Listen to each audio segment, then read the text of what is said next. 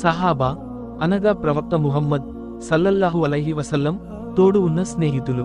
వీరు ప్రవక్త జీవితకాలంలో ఆయనను కలుసుకుని ఇస్లాంను నమ్మి జీవితం మొత్తం ఆ దారిలోనే గడిపారు.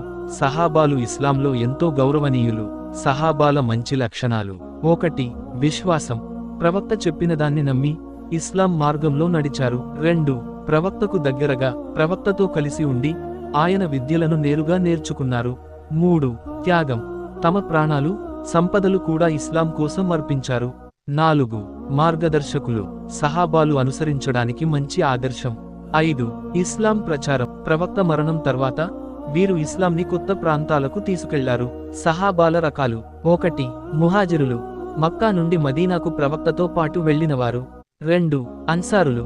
మదీనాలో ఉన్నవారు, ప్రవక్తను మరియు ముహాజిరులను స్వాగతించి సహాయం చేసినవారు. 3. ఇతరులు.